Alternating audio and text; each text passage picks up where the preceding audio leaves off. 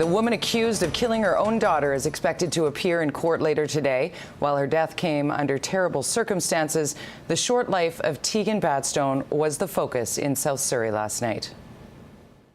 The darkness is not likely to lift anytime soon.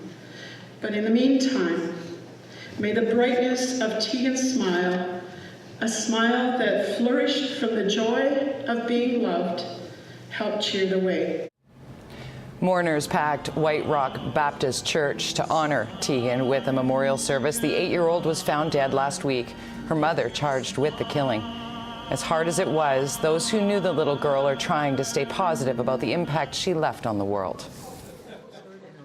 We know that it's going to take a lot of healing. Tonight's just one little step in the process.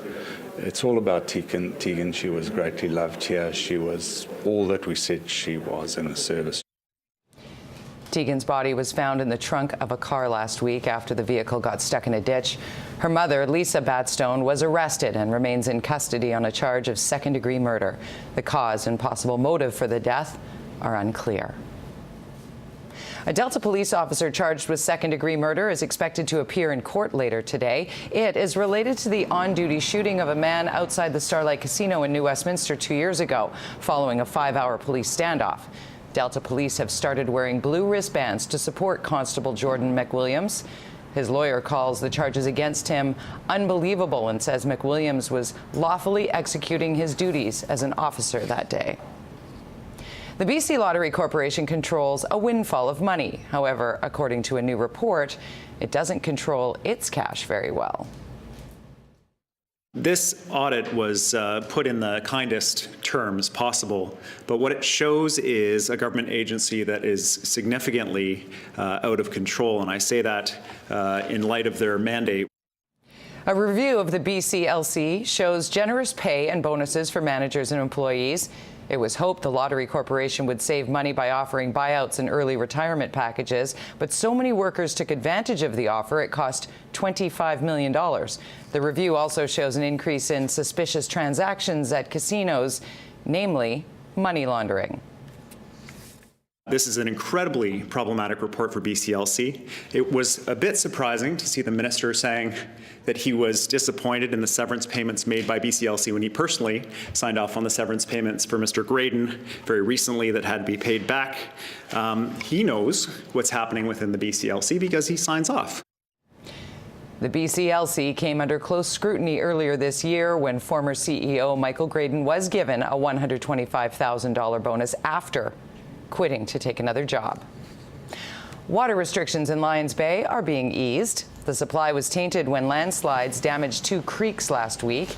Nearly 1,300 people in the village are still being asked to boil their water. Water conservation is also still being urged. Further updates are expected from Lyons Bay in the coming days. It was once seen as being isolated and outdated, but Riverview Hospital is again providing mental health support.